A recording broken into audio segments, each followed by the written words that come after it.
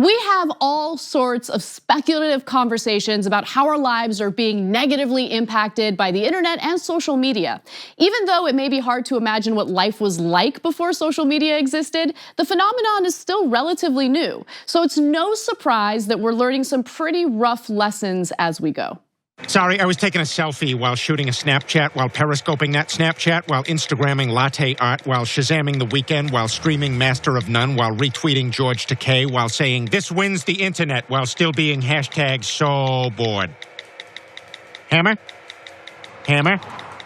Come on, man, don't make me look up from my phone. Does spending too much time on social media like Facebook, Instagram, Snapchat actually increase loneliness and depression? Fake news is becoming more advanced and threatening societies around the world. Here in the US, Americans are creating fake accounts and pages on Facebook, Twitter, and other social media sites to further divide our country and spread false information. Why are our texts? Why are snaps? Why is everything filled with such garbage? There's just so much out there right now. I don't even think most people realize how much their brain has to handle. 400 hours of video uploaded to YouTube per minute.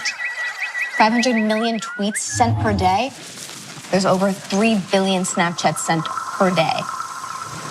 That's where all that hyperbolic news comes from. Teens are not hanging out as much with friends, in no rush to drive, dating less, having less sex, and getting less sleep.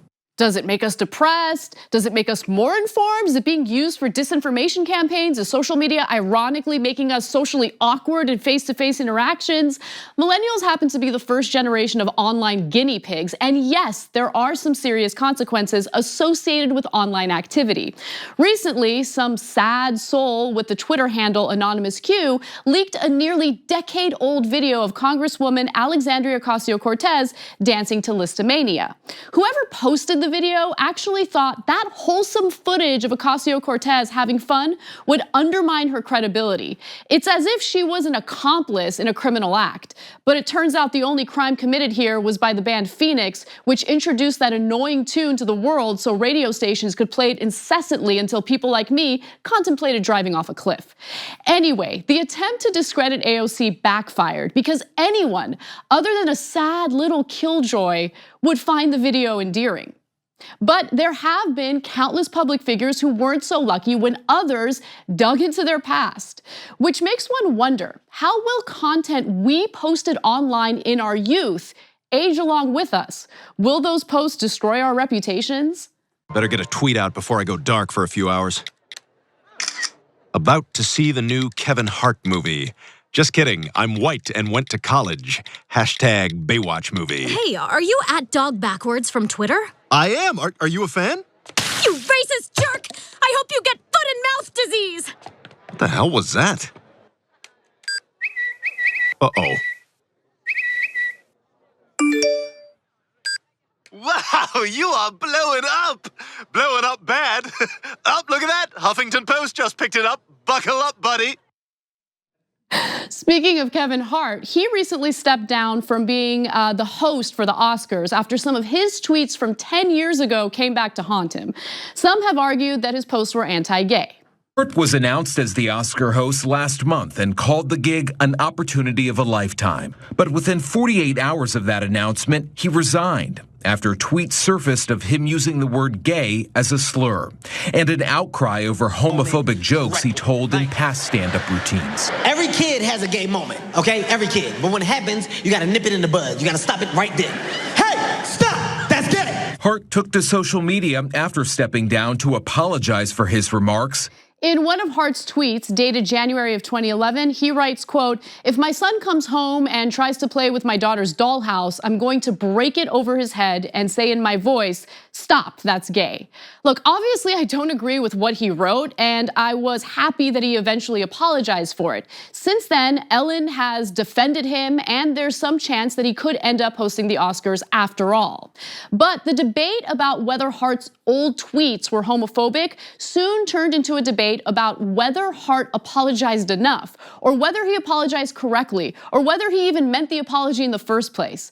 I don't really want to get into that debate right now, but I do want to say that the whole notion of an apology is worthless if society demands it and then complains that it's not good enough. We can either choose to forgive people when they genuinely apologize, or we're going to have to get comfortable with characters like Trump who refuse to ever say sorry when they're wrong. Think about it.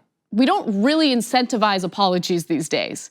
Anyway, while Hart's tweets were obviously wrong, I also think that it's important to consider the fact that society does change. People evolve along with it. The Supreme Court hadn't struck down state bans on same-sex marriage until June 26th of 2015.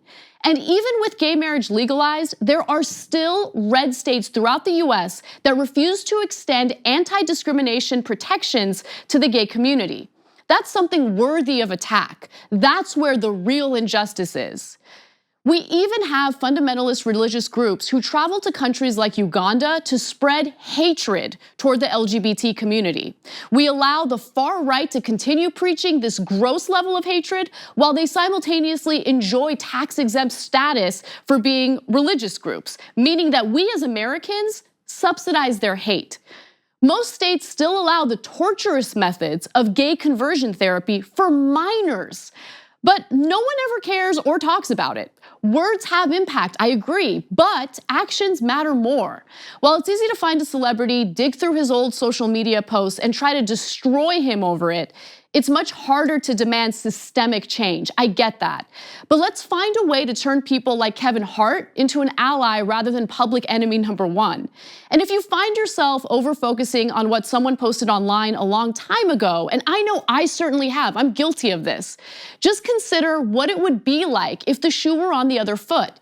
Is there anything that you've posted online when you were younger that could probably get you into a lot of trouble today? In this age of oversharing, it's likely you did. That post isn't necessarily indicative of who you are. It doesn't define your character. It might mean that at one time you had a lapse in judgment and posted something you shouldn't have.